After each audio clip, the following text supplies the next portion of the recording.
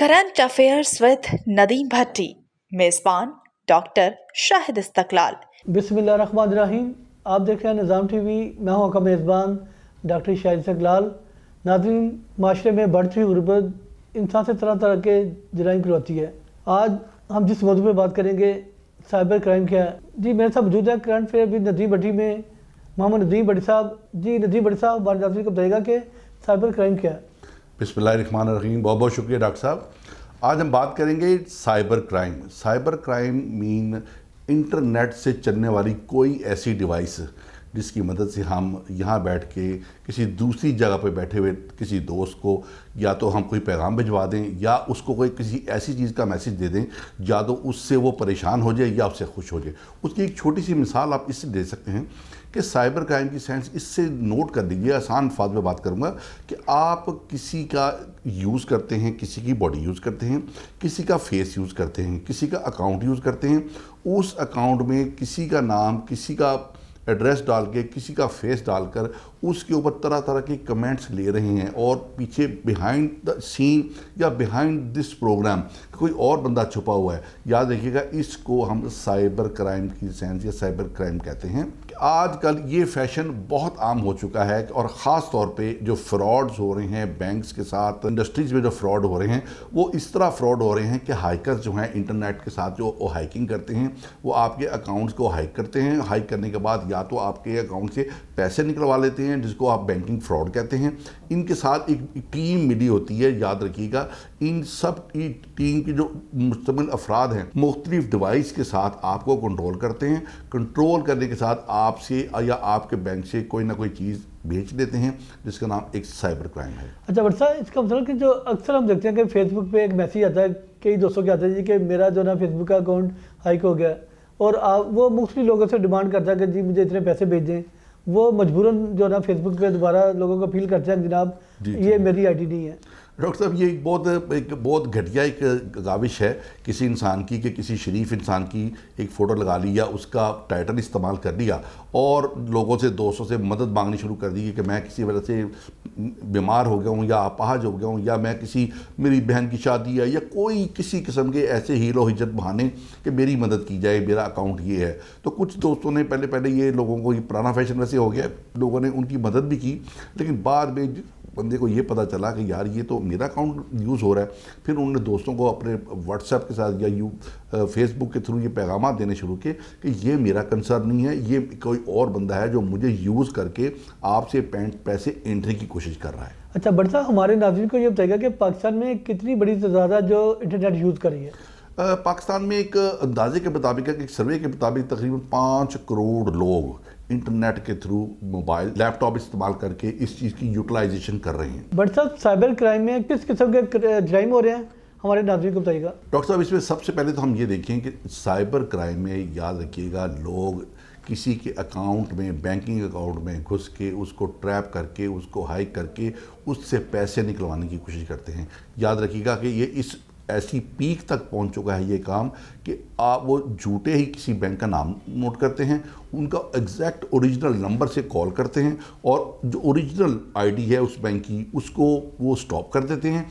उस स्टॉप करने के बाद इंसान को इतना परेशान कर देते हैं, ख़ास तौर पे जो ऐसे नौजवान जिनकी नई तनख्वाह लगती है उनके अकाउंट में जब पैसे आना शुरू आते हैं। किसी डॉक्टर की मिसाल ले लें कि वो हाउस जॉब करने के बाद जब उनको पता 1 लाख या 1.5 लाख तनख्वाह आनी शुरू होती है, तो ऐसे लोग किसी ऐसी एजेंसी का बहाना बनाकर कि आपके अकाउंट में ये पैसे ज़्यादा से ज़्यादा किस मकसद के लिए आ रहे हैं, आप दहशत गर्दी में मुलव्वस हो सकते हैं कि वो आम बच्चा या आम इंसान मासूमियत के तहत परेशान होकर उनको जो चीज़ें कहते हैं वो बताते हैं, तो बड़ी आसानी से वो पैसे ट्रांसफ़र करके गायब हो जाते हैं।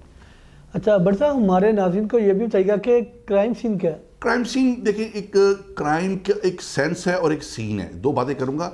अगर हम पुलिस के थ्रू कोई क्राइम होता है, फ़र्ज़ करें कोई कत्ल हो गया है कि वहाँ उसकी लाश नज़र आती है, या कोई डकैती हो गई है तो खिड़की तोड़ के, दरवाज़ा तोड़ के या कोई चीज़ें तोड़ के वो चीज़ें साथ ले जाते हैं। लेकिन याद रखिएगा कि ये साइबर क्राइम में कोई पीछे अपना जुर्म नहीं छोड़ता, कोई अपना निशान नहीं छोड़ता। लेकिन मैं अप्रिशिएट करूंगा कि एफआईए के डिपार्टमेंट को, कि एफआईए के डिपार्टमेंट में साइबर क्राइम में ऐसे ऐसे ज़हीन और बेहतरीन इंसान मौजूद हैं, बेहतरीन ऑफिसर मौजूद हैं। मुश्ताक हसन भट्ट साहब जो DG FI हैं, उनके अंडर काम कर रहे हैं और लोगों को बहुत बेहतरीन तरीके से मुस्तफ़ीद कर रहे हैं। भट्ट साहब, प्रिवेंशन ऑफ इलेक्ट्रॉनिक एक्ट क्या है? ये प्रिवेंशन ऑफ इलेक्ट्रॉनिक एक्ट जो 2016 की डेवलपमेंट है। याद रखिएगा कि ये ऐसा एक एक्ट बना जिसके अगेंस्ट आप किसी इंसान को किसी अकाउंट में दखल देने पर, किसी अकाउंट को हैक करने पर, फेसबुक के ऊपर किसी की तस्वीर के ऊपर गलत कमेंट करने पर, और ख़ास तौर पे ये जो मजहबी लोग हैं या ऐसे लोग हैं जिनके अगेंस्ट पार्टियों के अगेंस्ट ऐसे जवाब दे के या ऐसे सवाल करके कि उनको इस तरफ उभारना कि माशरे में खाना जंगी का रुझान पैदा हो, इस सिलसिले में ये जो प्रिवेंशन ऑफ इलेक्ट्रॉनिक एक्ट है उसकी बाकायदा उस एक्ट की तामील की गई। ख़ास तौर पे इस एक्ट के तहत बताया गया कि अगर कोई एक्ट या कोई एक्टिविटी ऐसी रॉन्ग करते हैं उसके खिलाफ क्या सज़ा है। भट्ट साहब, उसकी सज़ा कितनी होती है? आम लोगों को तो शायद ये पता ही नहीं है कि मैं किसी की ID हैक करके या क्रैक करके ये ऐसी मूवमेंट कर रहा हूँ कि शायद मैं मज़ाहियतन ये काम कर रहा हूँ। लेकिन याद रखिएगा, किसी लड़की की, किसी बेटी की, किसी बहन की अगर तस्वीर को इस्तेमाल करके और बाद में उसको बताया जाए कि उसको फ़ोन करके बताया जाए कि मेरे पास ऐसा मवाद है कि जो आपको ज़लील कर सकता है, माशरे में रुसवा कर सकता है, तो याद रखिएगा कि लोग शरीफ लोग हैं, पाकिस्तान के माशरे के शरीफ लोग हैं, वो इससे डर जाते हैं। वो उनको इसके अगेंस्ट इस गिरोह को वो पैसे देकर अपनी जान छुड़ाने की कोशिश करते हैं। लेकिन ये बहुत लोग जालिम हैं, ये अपना वो डाटा फिर भी क्लियर नहीं करते और तरह तरह की मुख्तलिफ अशकाल में आके उनको दोबारा जिज करते रहते हैं। बट सर, साइबर क्राइम किस तहकीकाती इदारे के अंडर काम करती है? आपने बहुत अच्छी बात की, ये हमें बात पहले ही प्रोग्राम में शुरू कर लेनी चाहिए थी। ये जो साइबर क्राइम है, ये FIA फेडरल इन्वेस्टिगेशन एजेंसी, ये जो पाकिस्तान में तकरीबन 1947 के फौरी बाद एक्ट के तहत ये डेवलपमेंट थी। उसके बाद ये एक्ट डेवलपमेंट हुई क्योंकि उस वक्त में मीडिया सिर्फ रेडियो था या 65 के बाद टेलीविज़न था।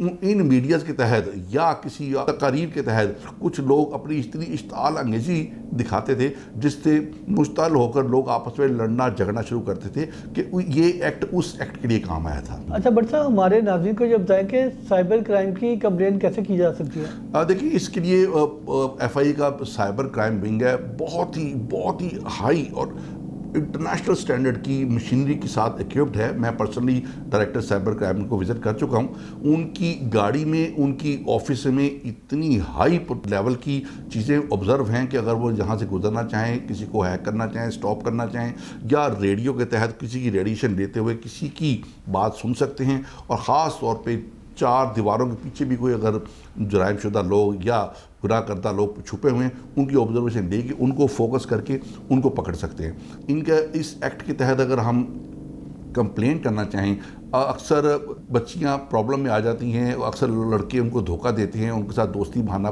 करके उनकी कोई ऐसी वैसी तस्वीरें उतार के, सिर्फ रेगुलर तस्वीरें, कपड़ों के मौजूद तस्वीरें, लेकिन बाद में उन कपड़ों को उनका फेस वही लगा रहने देते हैं, बीच में बरहना तस्वीरें लगाकर वो ये ब्लैकमेल करने की कोशिश करते हैं। शरीफ लोग तो इस चीज़ के हवामिल नहीं हो सकते, लेकिन बड़ी राजदारी से मैंने नोट किया है कि मुझे इत्तेफाक हुआ, सरफराज विर्क साहब जो डायरेक्टर साइबर क्राइम भी हैं रहे हैं पिछले दिनों, मुझे उनके साथ मुलाकात का मौका मिला, तो उन्होंने एक इतना ज़बरदस्त तरीके से इस एप्लीकेशन को ऑब्ज़र्व किया और ऐसा तहकीकात में इतना लेवल किया कि कुछ लोग उस ऑफिस में आते हुए जाते हुए भी डरते हैं कि ये एक फाइन किस्म की एजेंसी है, शायद ये कोई मुझसे कुछ पैसे मांगेंगे या मुझसे कोई FIR कराने के कुछ पैसे। मैं समझता हूँ उसमें कतई तौर पे कोई रवायती लेवल नहीं है, सिर्फ और सिर्फ मेरिट है कि जिस बंदे के साथ प्रॉब्लम हुई है उसने रिटर्न एप्लीकेशन देनी है, अपना 15 डिजिट का जो भी है आपका ID कार्ड नंबर है वो देना है और अपनी असेसमेंट के साथ, अपने साइन के साथ अपनी मौजूदगी बहुत ज़रूरी है। इस मौजूदगी के तहत वहाँ ना तो FIR गलत दर्ज होती है और ना ही किसी के अगेंस्ट गलत दर्ज होती है, सिर्फ और सिर्फ मेरिट पे काम होता है। और मैं समझता हूँ कि FIA पाकिस्तान की बेहतरीन एजेंसी है कि जो बहुत अच्छे तरीके से अगर कोई ऐसा साइबर क्राइम करता है कि उसको, जिसका सबसे बड़ी बात डॉक्टर साहब कि जिसका कोई क्राइम सीन पीछे बचता नहीं, उसको आप ऐसे समझ लें कि खुले मैदान में आप हैं और आपने एक मैदान से एक कोई ना कोई ऐसी जगह को पिन आउट करना है कि जहाँ से आपने कोई चीज़ पिकअप करके रिकवर करनी है। मैं समझता हूँ ये बहुत मुश्किल काम है, बल्कि मैं यहाँ आप हमारे इस शो की वजह से मैं अप्रिशिएट भी करूँगा FIA की इस साइबर क्राइम को कि वो तरह तरह के ऐसे अशख़ास और ऐसे लोगों को ढूंढ लेते हैं कि जो ऐसी मूवमेंट करते हैं। अक्सर लोग समझते हैं कि मैंने फेसबुक का एक प्रोग्राम बनाया, मैंने व्हाट्सएप पे एक ग्रुप बनाया, तो शायद मैं समझता हूँ कि इसमें मैं लोगों को तंग करता रहूँगा फेक आईडी से। लेकिन इस प्रोग्राम के तहत मैं उन सब ख़तरनाक लोगों को, धोखाबाज लोगों को एक तंबीह करना चाहता हूँ। याद रखिएगा कि जिस बंदे ने गलत या सही आईडी के साथ जो आईडी बना ली, तो उसके बिहाइंड द सीन एक ब्लॉग डेवलप होते रहते हैं। FIA के पास ऐसी ज़बरदस्त मशीनरी और ऐसे ज़बरदस्त इक्विपमेंट हैं कि उस ब्लॉग्स के तहत वो स्टेप बाय स्टेप उस बंदे के पास पहुंच जाते हैं। इसकी एक छोटी सी मिसाल ये भी ले लें कि FBR में जो बेनामी अकाउंट्स डेवलप हुए, बाद में पता चला कि वो अरबोपति कोई और है, तो उसने अपने मालिक के नाम और अपने शनाख्ती कार्ड के तहत ये चीज़ डेवलप की हुई है कि नाम और अंगूठा उसका चलता था और अकाउंट भी उसका चलता था। तो वो उस खुशी मोहम्मद को ढूंढते रहते थे कि ये खुशी मोहम्मद कौन है। बाद में पता चला कि यार ये बेनामी अकाउंट्स हैं, और ख़ास तौर पे इस पे सिलसिले में जो FBR ने काम किया है वो भी काबिल कदर और ग्राहक कदर काम है। बट सर ये बताइएगा कि अब तो IT का दौर है, इंफॉर्मेशन टेक्नोलॉजी का दौर है, तो बजाय इसके कि वहाँ जाकर FIA के ऑफिस जाके कंप्लेन करें, तो इंटरनेट के ज़रिए ऑनलाइन क्यों नहीं हम कर जी ये आपने बहुत अच्छी बात की ये डॉक्टर साहब, कि अक्सर जिनके साथ कोई मसाइल बन जाते हैं वो अपना नौकरी पेशा लोग या किसी बेटी बच्ची या किसी बहन के साथ ऐसी कोई ज़्यादती हो जाती है कि जो शरपसंद अवाश नौजवान ऐसी हरकत कर जाते हैं, तो उनके लिए उन्होंने आप नेट पे सिर्फ आप www.fia.gov अगर आप इसको खोलें तो बड़ी राजदारी के साथ उन्होंने बहुत बड़ी डिटेल दी है। उसमें आपने अपना नाम लिखना है, अपना ID कार्ड लिखना है, अपने वालिद का नाम लिखना है, रेजिडेंस लिखनी है, और उसमें 2 एक क्लॉज ऐसे हैं जिसमें आपने डिटेल लिखनी है कि जो डिटेल या प्रॉब्लम उनके साथ हुई है उसकी पूरी डिटेल लिख के अपने पर्सनल साइन के साथ इन टच देना है। और ख़ास तौर पे अपना या अपने वालिद का, बेटियां अक्सर अपने वालिद का नंबर देती हैं, या जिस लड़के के साथ ये प्रॉब्लम किसके सारी प्रॉब्लम होती है वो अपना नंबर देते हैं या अपना ईमेल देते हैं। ये बाकायदा और मुकम्मल राजदारी के साथ ख़ास तौर पे माशरती इंसानों का लेवल देखते हुए, उनकी इज़्ज़त और इज़्ज़त नफ्स को देखते हुए कि उनको गज़न ना पहुँचे, इस लेवल से काम किया जाता है कि किसी को कानो कान खबर नहीं होती। जी नाज़रीन, आपने देखा कि साइबर क्राइम क्या है, उसके मुतालिक नदीम भट्टी साहब ने बड़ी तफसील से आपको आगाह किया, और उम्मीद करते हैं कि आप हमारे जिस तरह से पहले भी प्रोग्राम लाइक करते हैं, इस प्रोग्राम को भी लाइक भी करेंगे और शेयर भी करेंगे। इसके साथ ही अपने मेज़बान डॉक्टर शाहिद इस्तकलाल को इजाज़त दीजिएगा। फिर मिलेंगे करंट अफेयर विद नदीम भट्टी में एक नए इशू के साथ। अपना रखिएगा ढेरों सारा ख्याल। अल्लाह निगहबान। What does it take to dream, to aspire, to be better every day? It takes vision to pave the way for a better future. It takes discipline to create synergy. And it takes courage to step